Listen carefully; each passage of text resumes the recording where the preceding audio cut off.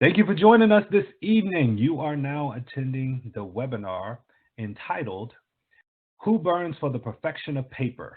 Our leader for this session is Elisa New, Powell M. Cabot, Professor of American Literature, Department of English, Harvard University, Director, the Center for Public Humanities at Arizona State University. I also want to note that we are joined tonight by Melissa Cohen of the Bronx, New York, who is a member of this year's Teacher Advisory Council. You will see her in the chat. Melissa will serve as our TA for tonight's session. She'll be active in the chat, sharing her thoughts, resources, and asking questions.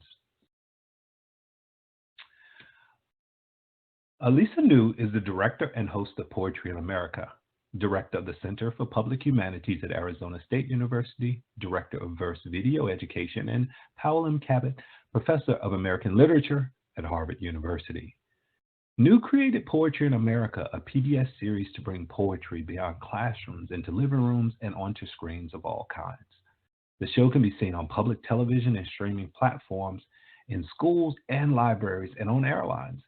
Guests include Joe Biden, Herbie Hancock, Gloria Estefan, Shaquille O'Neal, Elena Kagan, Nas, Sonia Sanchez, Tony Kushner, and dozens of others. Alongside the PBS series, New produces educational materials on American poetry for all ages, from middle and high school students to K-12 teachers to lifelong learners. Distributed by Harvard University, Amplify Education, and Arizona State University.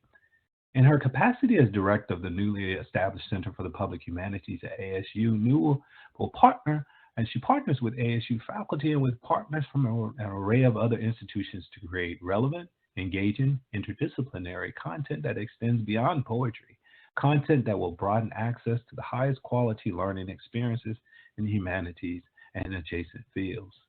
New is the author of The Regenerate Lyric, Theology and Innovation in American Poetry, The Lion's Eye, Poetic Experience, American Sight, Jacob's Cane, A Jewish Family's Journey from the Four Lands of Lithuania to the Ports of London and Baltimore, a memoir in 5 generations, and New England Beyond Criticism, In Defense of America's First Literature, a Wiley Blackwell manifesto. To our network of teachers, both nationally and internationally, and without further ado, I present to you our scholar and leader for this session, Elisa New. Lisa, we are honored to have you with us tonight, and we look forward to hearing your talk. Thank you. Thank you so much for that lovely introduction and for you're welcome. An enriching reminder of all that the National Humanities Center does.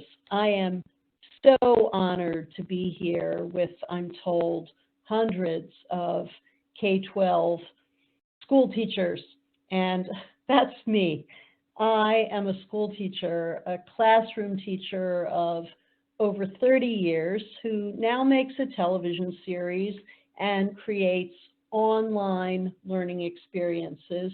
But everything I do on TV or online draws on and is nourished by what I learned in the classroom.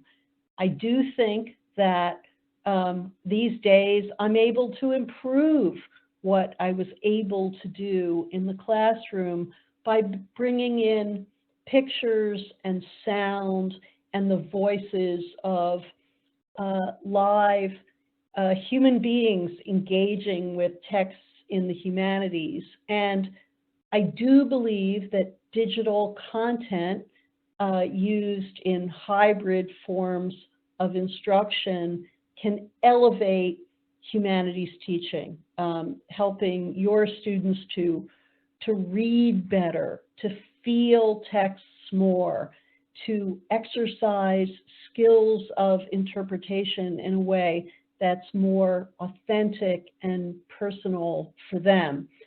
I am learning all the time how to tell the story or help students to hear the story that one word tells or one picture tells. And I'm learning all the time still after 35 years of teaching to teach between word and picture and to situate texts in richer and broader contexts. I did not necessarily begin teaching that way. I taught for 30 years as a professor at Harvard, before that at the University of Pennsylvania, and as a graduate student at Queens College and the University of Miami. And I wrote 3 academic books, primarily on poetry, certainly in the beginning of my teaching, taking a very formalist approach, formalist and theoretical approach, as was required of me as a PhD who wanted to make it in the academy of the 80s. But in my classroom of the 80s, I really began to grow. My curiosity about history, about the context for the texts I taught, rapidly, as soon as I left graduate school, began to, I guess, disrupt, probably is the word, my teaching. I remember early on, I had developed some expertise, as you'll see in my first book, The Regenerate Lyric, Theology and Innovation in American Poetry. Woo-hoo. I loved writing this book, and it was pretty good. It was my journeyman's work. But I remember being in a classroom of a bunch of students to whom I was teaching early American Protestant poetry. And I remember just standing there thinking, why did these people believe these things? What was it in their culture, in their life, in the landscape, in the experiences to which they had been subject that made them so creative in describing a worldview where God was so punishing and they were so abject? And what made them, what in their experience allowed them to make that worldview in a certain way so thrilling? So the story I'm telling to you, and I'm hoping to share with you tonight, is really about it's really about literature and history, and the way history and context crept up on me. Early in my teaching career, I did, as I began to ask questions about why did they believe that? Why did 19th century women want to be considered angels in their households and perhaps even more angelic on their deathbeds? Why, and maybe the largest question is, why are cultures of different moments so different from each other, so different from our own? At this point, I began to collect early American magazines. And for any of you who are looking to start making collections, early American magazines, which you can buy on eBay, often contain the work of very famous authors in their first publication and are not very expensive. And I began to collect them as I looked at texts and began to, and increasingly was obsessed and fascinated by where they came from and who were the people who made them. I was changed as well early in my career by a historical subject from my own family's past that somewhat grabbed me by the lapels. The second book that you are looking at here, Jacob's Cane, was a historical memoir about some members of my family whose personal small story, I realized, was part of a larger American story, as a larger American history, as everyone's personal story is part of that history. This particular book that in some way motivated my deep study of all the texts I am presenting to you tonight, this book was about my own family's immigration to America and the businesses they tried to make succeed in America, one in tobacco and the other in textiles. And this book was about arcane, now forgotten industrial breakthroughs and techniques and patents that allowed my forebears to succeed in such industries as waterproofing and fabric protection, and also in the tobacco business. Why had my immigrant relatives entered, I asked, the tobacco business? Well, why had they? Well, because the tobacco business was the American business par excellence from the very first immigrants to America from the English Isles. Tobacco was the first crop, a crop that was utterly dependent on slave labor and eventually on immigrant labor. I'm here rhapsodizing about my personal story, but really because what I discovered in writing a book that told that story was in a certain way how universal my story was. As I wrote the memoir, Jacob's Cane, what I began to understand was that all texts are written in particular contexts, and that when they were written, what the world sounded like when they were written, what it looked like. And I'll give a little teeny example here. You know how when you listen to, I don't know, radio broadcasts of the 1930s, everyone's saying, "Oh, darling, I love your Ottoman." And Americans all sounded a little British and a little breathy. Well, Edna St. Vincent Millay in that period sounded British and breathy too. That was just the sound of that period. And I became really interested in how literary texts, even if they were about subjects of transcendent, transhistorical interest, were also of their time. I began to be interested in the magazines, the particular magazines, and I've already said that I was collecting them, the particular magazines in which poems I was interested in were collected. And in my classrooms, and this was coincident with the period that I was, yes, writing about poetry, but also writing about history, in the classrooms, I began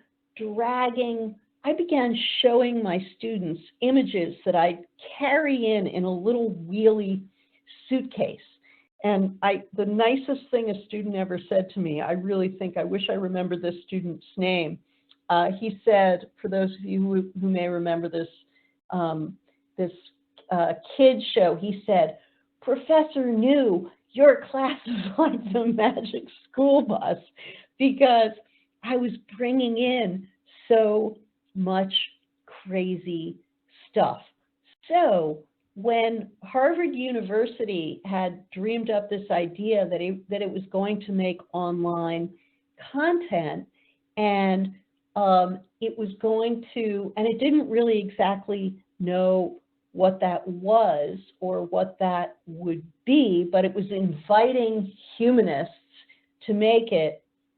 I jumped at that opportunity, and I began to make online content that was kind of fashioned after documentary television, first for casual learners in what we used to call MOOCs, and then for classroom teachers and college and graduate students.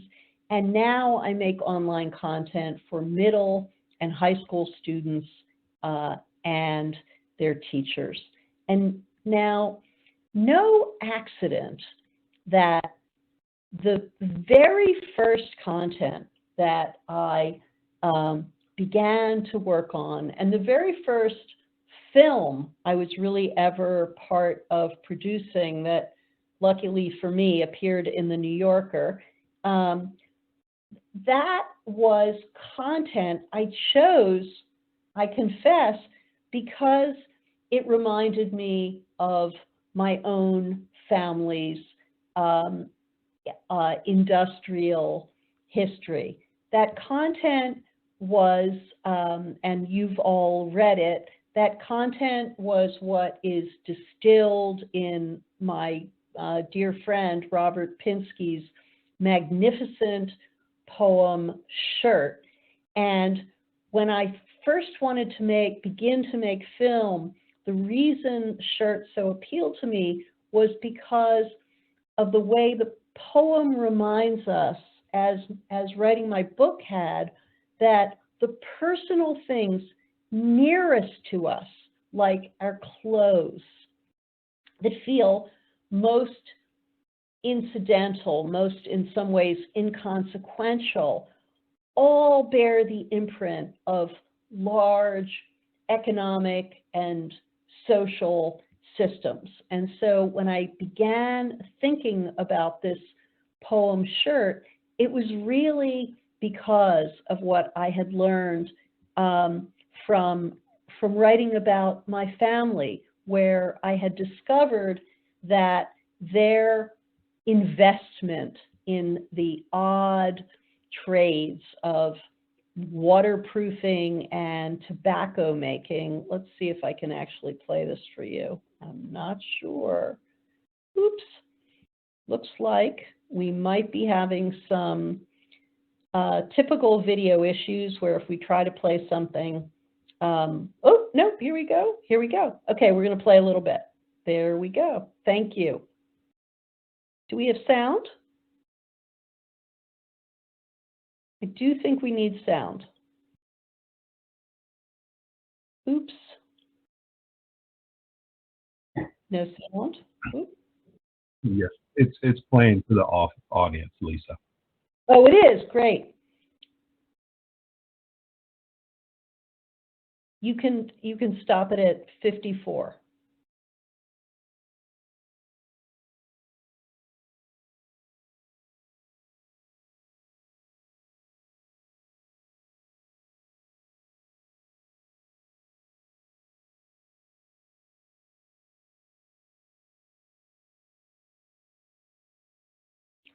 Yep, we can stop right there. Thank you. Sorry that I couldn't hear that the video was playing. So you've just heard the beginning of a TV episode that was evolved out of a short film that that appeared first in the New Yorker. But the important question for me for this text, which is one I use in all the time in so many contexts, but uses the wrong word. It's really that I learn from, I bathe in, I study. You've all read this text, and a question I would bring to your attention, and one you might have already thought about, is, did you, like me, the first time you read this poem and looked at the title, wonder, like, why is this poem called Shirt? Why not my shirt, or the shirt, or shirts? There's something about the way there are no pronouns in that title that, what is it, that turn a shirt not only into an ordinary object of clothing, but I'm not even sure what the word is, a symbolic, I don't even know what oh gosh, I wish I could talk to some of you all, because I bet you have the language. It reminds us that garments are, go back to the beginning of time for human beings. There's something almost archetypal and mythic that the poet is able to communicate by calling this poem Shirt. And if you don't slow down over titles, if you don't slow down over sometimes just one word, I would hope that you try it. I love to ask students, whether it's in person or in online curriculum, to focus on just one word sometimes in a unit of text. Sometimes I say, pick one word in each line. Before we all talk, you pick one word and write it down. And they write it down, and it's a commitment. And then we talk about the words they pick. And often within the community, two students or three students may pick the same word and see it quite differently, which is a quite efficient and in some ways weightless way of generating discussion and communicating the nuances that can be built into any one word in a text. Another great one-word exercise that I love to practice both in online content and when I'm live with students is to listen to a reading where a reading in a human voice or two readings where one word is perhaps read differently than you might have expected. An example of this could be, and I bet many of you know the poem by William Carlos Williams that is about the plums. This is just to say, I have eaten the plums that were in the icebox and which you were probably saving for breakfast. In a television episode, I was so delightful to have gotten readings from several people without prompting where that probably, which you were probably saving for breakfast, where one person says, oh, which you were probably saving for breakfast, with concern and guilt. And the other person says, which you were probably saving for breakfast. And just giving one word that kind of solicitous attention, either in your students' voices or in the voices of a reader, can really open up all the dynamism and plasticity of language. Now, if I were able to talk to you, all of you, I would really love to hear from you, and I hope you're thinking about what some of the other differences that I didn't mention between this shirt or my shirt or a shirt, what some of those differences might be and how it might have been different if the poem opened with I button the cuff at my wrist, I button the cuff at my wrist, rather than with its catalog of parts of a shirt. But I can't do that now. I guess I'll get to read the chat later. If you're writing ideas, please know that I will read them attentively. But I also want to say that this poem, Shirt, that you already know I really went for personal reasons, because I'm fascinated by industry, American industries, and by the weird disconnect we have, so that allows us not to understand that if we work in them, we are actually part of larger forces in American history.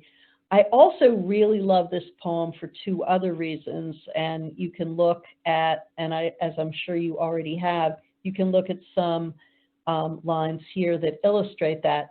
I love this poem because it mixes classic textbook demonstrations of how poets can use sound to make meaning. Listen to this.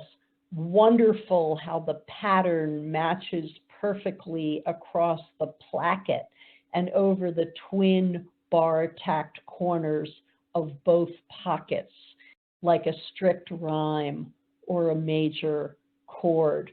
The patterning of sound in those lines is mind-blowing.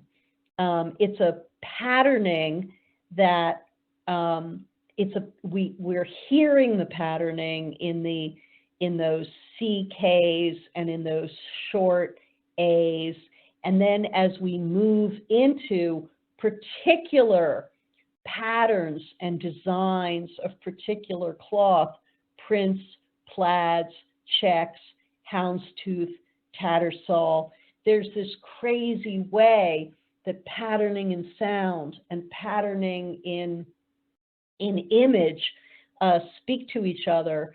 For those of you who might have seen the television episode I did with Herbie Hancock and Bill Clinton, Herbie Hancock also wrote the music for this Robert Pinsky episode, and he called me one day. Imagine having Herbie Hancock call you. He called me and he wanted to talk about patterning and chords in music as they related to patterning in sewing. So, man, I love this poem, and I think just letting students of yours pay attention to a few lines like that, where the poet is really just grooving on sound, not using a literary device, but grooving on sound could really go a long way. And by the way, where the poet is exploring with great zest technical vocabularies. He's not just interested in beautiful language, but in, placket. You might not even know what a placket is. Twin bar tacked. The love this poet is showing for language that comes from particular worlds that have their own histories. But having said the foregoing about these lines, I also love them because they're so hard. And a text that says to you, I am not transparent. I am not apparent. I'm not transparent or apparent. I do not live in your world. I come from another world. I'm a time capsule, or I'm a space traveler, and I bring you intelligences from another world is, I think, a great gift. On the side, as we're looking at this slide, I've asked you to think about how many of these references or allusions are unfamiliar to you. What I didn't say is, how does that make you feel? I bet it makes you feel uncomfortable. And it's a cliche that text should make us uncomfortable. And I'm really not saying that. I bring this text in all of its, in some ways, obscurity or potential unfamiliarity. How many of your kids know what Tattersall is, or Madras is, or Tartanzar? How many of them know anything about the hoax of Ashen? This is stuff you'd have to look up, but I love poems that say to us, and I love literary texts that say to us, and believe in literary texts that say to us, of course I'm accessible. Inquire, explore, research. Accessible such that I might be digested in the same time it takes to read me? No. And I've asked here and asked you to think about what is accessibility in the literature or history classroom. I have the conviction that I guess I've already intimated, that accessibility does not mean familiarity. It can mean something more like a goad to curiosity, which takes me to my next text, to a beloved author for me, Herman Melville, with whom I don't know. I'm not sure even how to say that. Who scares me to death? Who's terrifying? Whose breadth of knowledge and research will always exceed mine. I will never get to the end of Melville, and yet I asked you for tonight to read a Melville diptych. Diptych, a word for like a work of visual art with two panels that somehow speak to each other. A diptych that relates thematically, as you'll have noticed, to shirt, and one which I, over the years, have been teaching in relation, including now, I'm teaching in relation to shirt. Now, I called Melville's Paradise of Bachelors and Tartarus of Maids a text that teaches me, and I've already said a little bit about that. These are Melville's texts, and you've read them. They're not easy. They're full of references that you might decide not to look up this time, and I think that's okay. That's totally okay. For me, though, they were like the rock pile to which I returned year after year, or not the rock pile. The word is the quarry.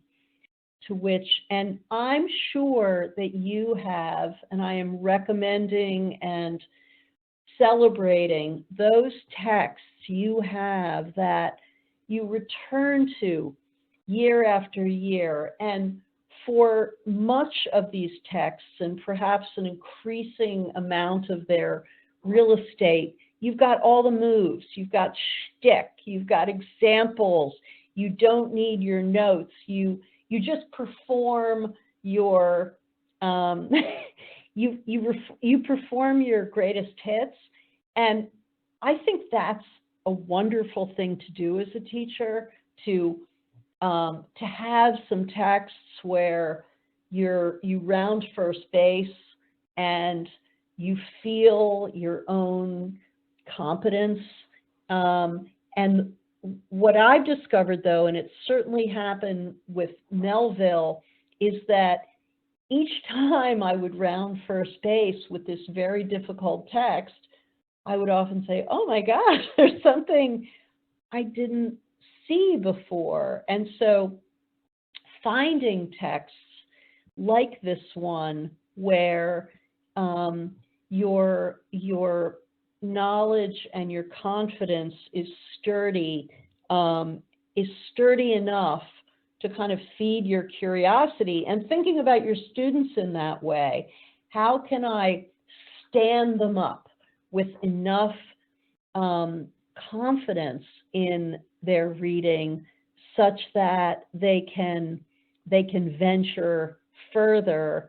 The results of that can be very moving. So now, once again, sharing some stuff I simply love. I'm sharing with you right now in this slide the Harper's Magazine digital facsimile of the first publication of Melville. When I said that I collect magazines, I actually own this one, which is makes me very happy that one can buy. I don't know what it says about literature. It probably says something depressing, but I'm instead exhilarated by it, that one can buy for $40 or $50 the original magazine in which Melville first published a story is very exciting to me. But a few other things that you, by going to a website like Hathitrust, Hathitrust, where they collect the periodicals of the whole 19th century and beyond, what you can do is take a text like Melville's Paradise of Bachelors, Tartarus of Maids, and if for the moment your students are overwhelmed and frustrated, just let them page through this magazine with its extraordinary, copious illustrations, and ask them to begin to think about the world, not only the social world, but the publishing world, in which, gosh, what was it to publish in a magazine in 1851? What were the standards of difficulty? What were the? I mean, it's pretty interesting. You look at these magazines, and they have ads in them. They have pictures, lots and lots of pictures. They maybe because some of these authors were cheap and would, write by the penny, they contain many of the works of the classic authors. And I think this is such an easy thing to do, and your students will learn so much history from it. Just go to Hathitrust and let them say, here, I'm giving you the Melville, I'm giving you this pair of Melville stories, but help me understand Melville's world by looking at the magazine. Now, I haven't said anything yet about those themes that really connect Melville's Paradise of Bachelors and Tartarus of Maids to Robert Pinsky's shirt, but you'll have already surmised them for yourselves by reading both of these texts. I've brought, I'm going to say a few words and offer a few ideas about how to teach the text in a moment, but I first brought a few pictures.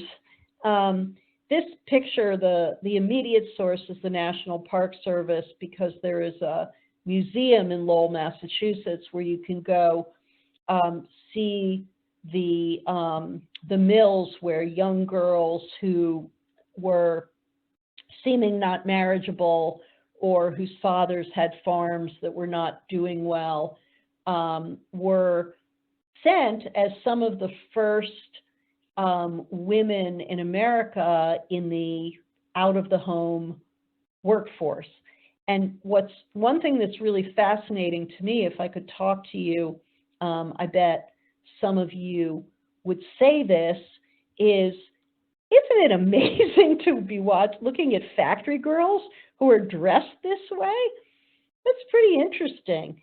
And some of it is just this is what girls wore, but there is a gentility that is being projected here in this image that has a bit of a subtext. Girls who were sent from the home to work in mills, it was often feared would, once not under parental supervision, would turn to prostitution, or if laid off in a slow season, would turn to prostitution. And in fact, some of them did, as will resonate in something I'm about to say in a few minutes. But this is such a fascinating image, period image of the 19th century that says in a way, you can send your daughter to work in the mill and she will still be a lady. I find that enormously interesting. A picture like this from a number of years later, this is from probably turn of the century, and if you've had a chance to look at it closely, you'll notice the I don't know, the beautiful symmetry of the mill, the scale of this cotton weaving facility, and you're wondering why I'm skipping the most important element, which is that there are children, both boys and girls here, who are at the loom. What does it tell us about history, about a world that's gone by, that this isn't a few children, this is a whole factory full of children. Now, I should confess here that, or just share here, that one of the things I'm doing right now is creating content for a new field called the health humanities, that is addressed to, high school students and college students, but is of particular interest in the health professions, where the need for workforce development is huge, and where many students who, many young prospective professionals who might enter the health professions are turned away by the filtering mechanisms of the sciences, where the gateways and the gatekeepers into the health professions have for so long been science courses, which you can survive, but not if you don't know why. And so I'm involved in creating health humanities content that enables students considering health professions to think about why. And of course, one of the things we're all thinking about today that's very much in the news is, and in scholarship, is that negative and deleterious health effects somehow fall disproportionately on some members of society, and fall less, burden other strata of society less. And so I'm working on a collection of video and curricular materials that treat health effects and use humanities texts to consider questions of health effects. Paradise of Bachelors and Tartarus of Maids is an excellent one. We are reading still all the time about workplace injuries. We're all, many of us working at home, we're getting workplace injuries because of, keyboards that are at the wrong height and other maladaptations of our physical bodies to industrial progress.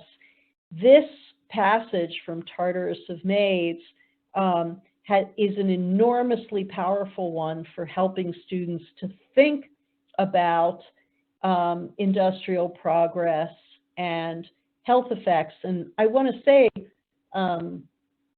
by the way, that, deleterious effects are hard to predict. And I'm going to give an example that I think will resonate. Asbestos, which we now shrink from and we know causes cancer, mesothelioma, and all sorts of ills. Asbestos was a miracle substance at the turn of the 20th century when whole cities were burning down. San Francisco, Chicago, Baltimore, industrial America had no fire protection. And the devastation of fires led to a hunt for a substance, and asbestos was a proven one since Roman days that as a fire retardant. We now know, of course, asbestos and lead pipes, lead pipes that brought water into our houses.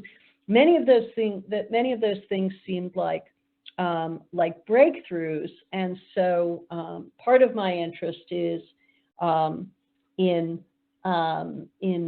not in dissing industrial progress or economic development, but in helping us and our students to think about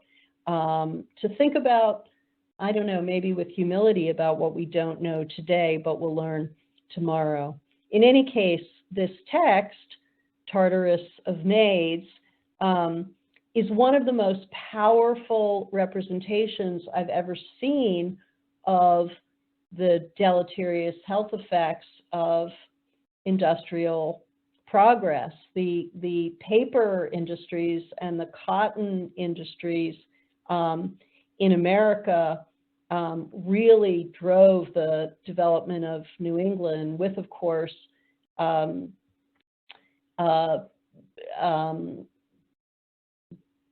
collaboration, with, of course, a level of implication in the slave trade that we will talk about in a few minutes.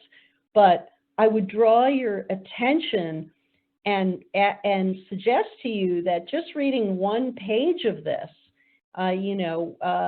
where the narrator of the story is taken up a rickety stair to a great light room furnished with no visible thing but rude manger-like receptacles running all around its side, and up to these mangers, like so many mares haltered to the rack, stood rows of girls. On the left-hand page here, we're seeing girls who are tethered to scythes, rather terrifying. And on the right hand, girls who are essentially getting brown lung disease through exposure to textile particles. And Melville is giving us both of those, even as for the very, very observant reader, he's telling us I address your attention to the right-hand column. Where did you get such hosts of rags, picking up a handful from a basket?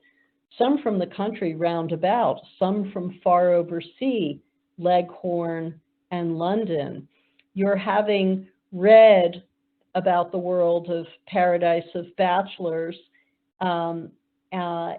before reading this story will, if you are very attentive, and this is why I'm always learning from Melville, and it's taken me years, if you'll be very attentive, you'll be thinking, wow, these girls are choking on the particulate made of the shirts of lawyer bachelors who are then writing their legal briefs on the paper these girls make. And I bring you here a lovely, ironically, I guess, ironic, terrible passage from Paradise of Bachelors, so lyrical, in mild meditation pace the cloisters, take your pleasure, sip your leisure, in the garden waterward, go linger in the ancient library, go worship in the sculptured chapel, but little you have seen, just nothing do you know, not the sweet kernel have you tasted, till you dine among the banded bachelors and see their convivial eyes and glasses sparkle. Melville has paired, as you'll surely have observed, has paired the story of the Paradise of Bachelors, these privileged, fat cat, clubby lawyers, with this description of the maids, with many implicit suggestions derivable from that, among them that it's way better to be a bachelor than to be a maid, that if you are a bachelor unencumbered by a wife, you may live in a state of constant frattish. My students over the years have observed the frattiness of the bachelors. You may live in a sort of frat paradise, whereas if you are a maid, unsupported economically, it may be your fate to be harnessed to the industrial machine, dragging the shirts of bachelors along these scythes. Your students, if they are K-12, may be too naive or too shy or just not want to talk to you, as you may not want to talk to them about Melville's implication that whether the girls are tethered to the machine or whether they are tethered to the machine of marriage, they will be screwed either way. Forgive me, that wasn't really too vulgar. Melville, as one reads him, is even more vulgar. You probably noticed the some of the, or maybe at the edge of your consciousness, as part of a multi-year project of reading this text, you might have noticed that the paper first seems to squirt out of the machine like semen, etc. This text of Melville's, oops, have I lost my ending slides? Where did my else? Oh, no, here they are. Sorry. This text, I got them. I'm doing pretty well here with all these slides. This text of Melville's, which is social criticism on the same theme as Shirt, is a text that I think it's really useful to give to students a text that they will only get one level of, and maybe you only get 3 levels of.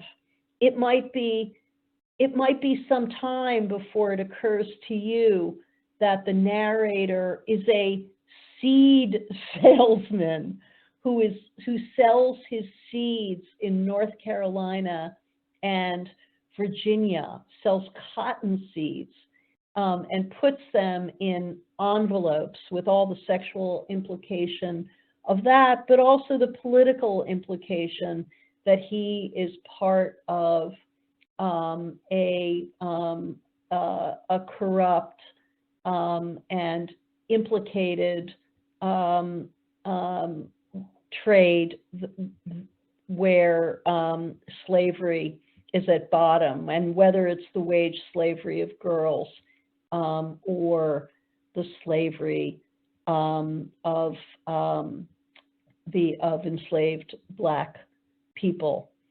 So as you've heard, I've been sharing with you texts that are personal to me, that I care about, and that my own understanding of the social world has grown from my studying and teaching, my own sympathies and sense of responsibility. And for many, many years, I've watched students, in part because these texts are hard, aren't entirely digestible in one sitting.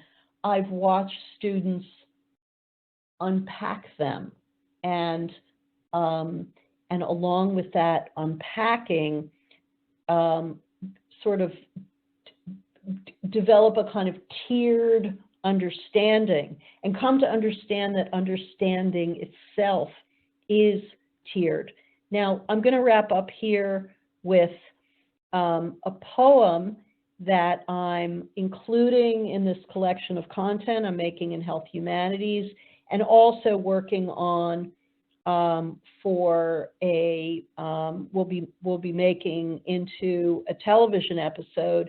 This is a poem by the great, wonderful, fierce contemporary poet Martín Espada, whom I was lucky enough to film with. I'm hoping we can play this really great reading for you. Let's see if it comes up. Oh, there it is. Wait, 1 second. Oh, here it comes. Here's the poem.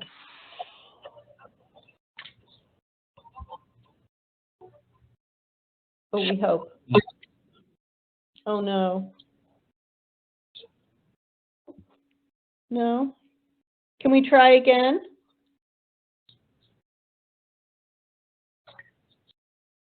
Yes, it's playing now, Lisa. Oh, they can hear it. Oh, good. Okay. Yes, they can. Thank you. Okay, good. Thank you.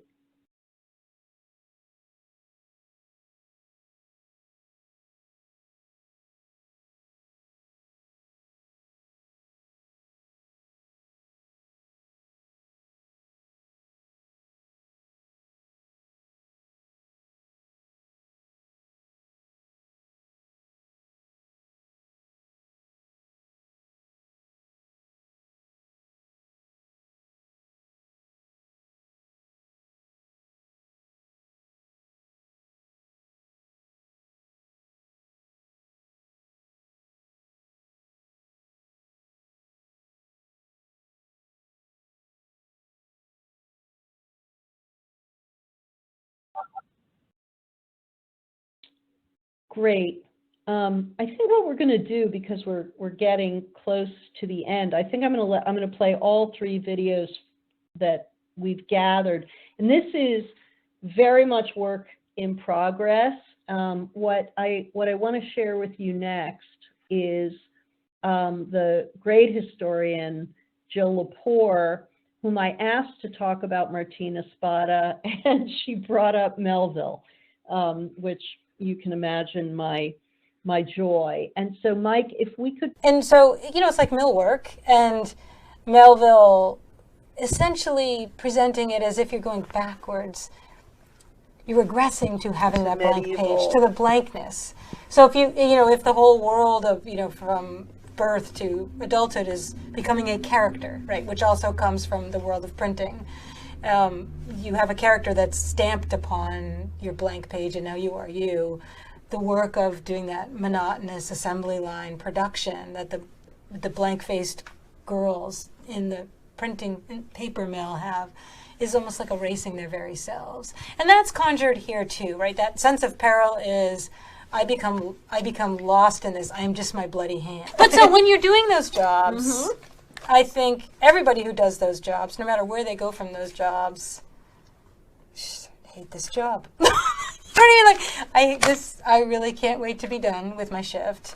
And I hope I'm not doing this next year. And then some people are doing it next year and the year after and the year after. And there's a kind of agony here in the, the last, 6 lines of, but I'm not doing that anymore. Now I'm doing this other thing. And I have to always remember how much blood is on my hands. How much blood is in this paper that came out of the hands of the people that made the paper. Now let's play Martín. This is his poem.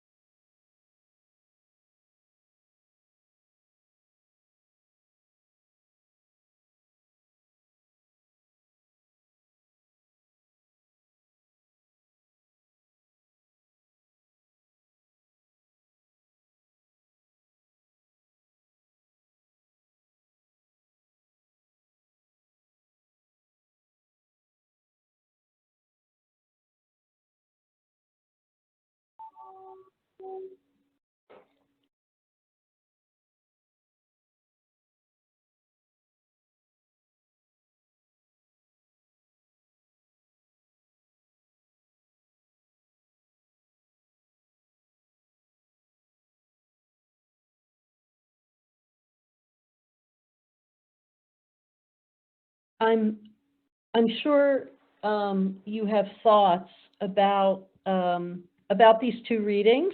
Pretty fascinating. I can share with you that Martín Espada was incredibly excited that John Turturro would be reading his poem. But to refer back to the point I made about one word and how different reader can open up whole continents within that one word, a comparison such as you will be able to make in curricular materials once I've created them, a comparison between those 2 readings would give students much for discussion about individual words. I think that I want to close soon so that if there are questions and ideas that you want to share, we can share them. But I want to close by saying that many of the ideas and techniques that I've been sharing with you are part of a framework of reading that I now teach high school teachers and middle school teachers and high school students from all over the country who take our dual enrollment courses via ASU, undergraduate and teacher courses at Harvard, and soon undergraduate and teacher courses at ASU as well. And what I've been trying to offer here without sort of the meta level is that there are some techniques you can use that allow you to enter a poem like this, and many of you are pros and longtime veteran English teachers, and I'm not telling you anything you don't know. You know, paying attention to one word, paying attention to structure, which sounds so boring, but if you look at Martín Espada's poem, it's not a sonnet, it's not written in quatrains, it's not written in couplets, and there are plenty of poems that really benefit from being written in those forms. It's written in this kind of long narrative column, and then there's this little piece that's a coda, and just asking your students about this is a structural question. What's the effect of having this long story and then these few lines at the end? Irrespective of, in a way, of what they say, what's the effect of that on you as a reader? And Espada, like Pinsky, when he'll use, Espada will use short I sounds in the place where we are seeing small paper cuts, and lots of short I's, and those short I's in some way are even a kind of graphic representation of the paper cuts. Paying attention to, thinking about, well, who is the audience for this poem? And, that's just asking, well, who do you think he wrote this for? What can we tell from listening to the speaker about who he might be writing it for? Is it written for himself? Is it written for who is it? There are a set of questions I love to I love to see teachers ask and students ask of texts, and what I've tried to do tonight is to begin asking some of them with you. I had written down here, no gloves, fingertips required for the perfection of paper. There's something about the sound of that comes from the hard C sounds and the hard P sounds that gives us both pain and irony. So I think, Mike, that having talked into who knows, I hope I can imagine you, and I feel warmly about you all out there. If there's some questions or thoughts, I'd love to hear them and address them. Thank you so much. We so appreciate it. And the teachers have been reflecting in the chat, just passing along their individual experiences as well as their best practices and approaches for employing this in the classroom. So I enjoyed the listening and just really kind of hearing from the beginning just how you were motivated early on to engage in deep study of certain texts, and how you shared that with us. It was so open and honest, particularly with pedagogy is personal. I love that. I will say there are a few questions. We actually have some elementary teachers here, and one question that we have from Jenna is, how can you differentiate challenging poems for lower elementary grades? How can you differentiate that? And I will say there was a similar question earlier that we had from Julie, who asked a similar question for special ed students. So differentiating when you are dealing with more complex language and vocabulary. Well, I think more complex,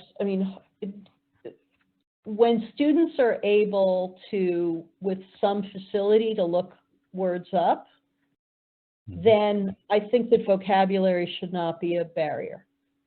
You know, as soon as they have the research, as soon, and in a classroom where we all have devices and, you know, the resources to look things up, research can be a kind of exciting, common endeavor. Having said that, I think you make me think about a really wonderful experience I had watching a third grade teacher, second grade teacher, teach a William Carlos Williams poem. William Carlos Williams is the same poet I referred to who wrote the Plums poem with the funny probably. He wrote a very famous poem that goes, and many of you may know it. Oh, it's also the subject of, what's her name? Sharon, What's My Dog? Some of you know it. I'm Sharon. Can't remember. Okay, here's the poem. It's called The Red Wheelbarrow. So much depends upon a red wheelbarrow glazed with rainwater beside the white chickens. Now, that is a pretty serious philosophical poem, actually. It's got really a lot. It's like a modernist, iconic poem. Third graders really like it. And, you know, I think kids don't have to get everything. That's really, I think with reading overall, you don't have to get everything. And it, you know, probably our culture of examination has not helped us to feel comfortable with reading above our grade level or reading where we might not get everything. But I think these teachers ask a really good question, which is about curation. And I do think children's poems are terrific. You make me think also of there's a wonderful poet named Ed Hirsch, who's a poet for, you know, adults. But Ed came and presented with me to a group of kindergartners, first graders, and second graders. And he offered his poem called Cotton Candy. And Cotton Candy really is about the ephemeral, you know, it's a poem about him walking with his grandfather and wanting to eat cotton candy. But it's also a poem about his grandfather dying and his memories. And the first graders just didn't get that. But that was fine. You know, they had the poem in their heads. I do also think that there's certain, I hate calling them literary devices, certain tricks that writers do that are so much like the way our imaginations work that kids immediately just understand them. And, you know, comparing one thing to another is something that kids, when you look at creative writing assignments, they just, their minds are their imaginations are loose and floppy and flexible and stretchy in a way that adult imaginations sometimes aren't. And it's easy for me to say to a bunch of K-12 teachers that, you know, it's the process, not the product, because I know you all have there's so much product pressure.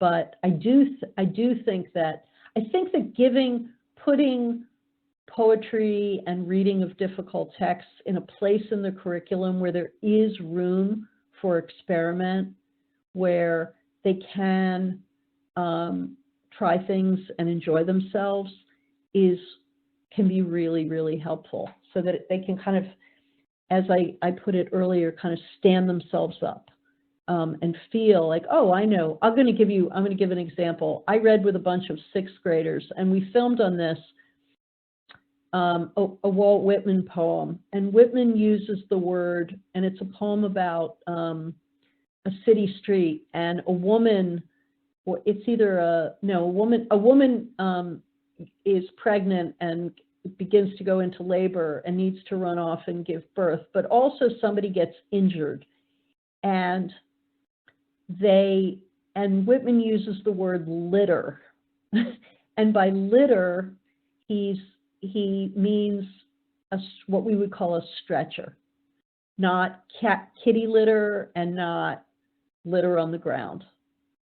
And I had the conversation with students, and they didn't understand the word, and they were just trying to make it work with litter on the ground and kitty litter. And I said, I wonder if that word always meant, what it means to us today. Might it have meant something different at another time? And it isn't really until 5th and 6th grade the kids can say, oh yeah, words change. Their words, my parents use words that we don't use anymore, that language evolves. So those are a few little suggestions. But I'm sure that in this group there are, many, many, many ideas that are like this and better than the ones I've just offered. Yes, thank you so much for that. I'm scrolling through the chat, and the chat is moving pretty quickly, as always. Yeah. But Bridget Campbell, thank you for your response. I see several people have responded to her, but Bridget in the audience chat put, I read a Greta article in The Atlantic about how we risk ruining reading for students when we constantly encourage them to stop, to analyze, and break down. To break down that there is a lot of merit in just reading it through and then discussing and analyzing it. And there were several others who chimed in, who said that's so interesting, and how as adults they rediscovered the joy of reading by just focusing on the actual process of reading and enjoying that. So thank you for that. We appreciate it so much. Oh, so much. And it's so hard. I mean, it's fun, just as you all know, sometimes it's fun to look things up. I mean, you probably looked up 15 things on the internet today. And you did it because it was fun, right? Because you wanted to. Sometimes it's fun to look things up, and sometimes it's fun to luxuriate. And somehow we need to tell students that they can do both. Absolutely. That's great. That's great. This is a question Amber had pretty early on. It was about artificial intelligence, actually. And the question goes, what impact, negative or positive, do you feel AI may have on historic literature for future generations? Is poetry and literature being automated and dehumanized by machine, or is AI a legitimate way to help create a historical narrative? What a great question. What a beautifully phrased question. There are many people who are more expert in this area than I am, but I'll tell you I'll tell you just sort of my gut react. I think just as, and a million people are saying this, I'm not saying anything new, just as we discovered that slide rules and then calculators could spare us doing operations, I think that there are certain kinds of writing and research and communication that we should be very grateful that our technology is bringing us. Absolutely. At the same time, what I think only literature and human language can give us is that individual style that we recognize in a human voice, right? We are human beings. Yes, machines have learned to use it, but language is the one uniquely human thing we have, through which we express our humanity. And I think that more kinds of communication that do not require humanity are going to be expedited, and perhaps will spare our humanity having to invest in them, but that it's, you know, just like, I mean, language is not the only art form, but just like, you know, you can tell a Van Gogh and it's different from a Norman Rockwell. And I'm not saying different, better. There's a style, there's something about this vision of the world that's coming from a particular human being that we need, and that and that we're moved to continue to create. People are still, you know, there's so many books being written and published. There's this human drive for expression. And I think once we sort out where the difference between, you know, I don't know, information and expression, or the more workaday kinds of knowledge transfer and expression, we'll be less panicked about this. Thank you. But I, of course, told my students, we're going to nail you if you use it. But in the interim, because we want them to practice expressing themselves. Somehow we all need to do that. I agree wholeheartedly. And Amber, who posed the question, she said, thank you for reading the questions and answering. She also said, I agree, language is a uniquely human characteristic we need to preserve.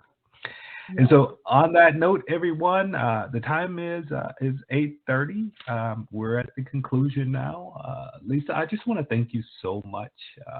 I'm sure I speak for everyone when I say we're truly appreciative of your time, of your honesty, your relatability, and just being so endearing and heartwarming to this evening. So we truly enjoyed it. You've done a great job, and I know we've asked you to step out of your comfort zone a little bit with this format, but I appreciate you. You mean like talking to hundreds of people without seeing one of them? Oh, well, I would have preferred to have seen them. So, but thank you so much, Mike, for your help. And good night, everyone. It was a pleasure. I enjoyed imagining you. All right, thank you so much, and thanks to your entire team as well. They're awesome, and they're great. So everyone, I will invite you all to check us out again. Keep up with what's happening at the National Humanities Center through our various social media feeds, and we'll be back October the 12th at 7:00 p.m. Eastern Standard Time. With Rob Dunn, who is the Senior Vice Provost for University Interdisciplinary Programs at North Carolina State University, and his webinar is entitled Deliciousness and the Evolution of Flavor. That's going to be October the 12th at 7:00 p.m. And as always, thank you so much for being here. I know that you all have busy lives, but tonight over 500 plus of you were here engaging with us and just listening to our scholars, spending the evening with us, and that means so much to us. And so we will see you again. Take care and have a great week. We will be in touch.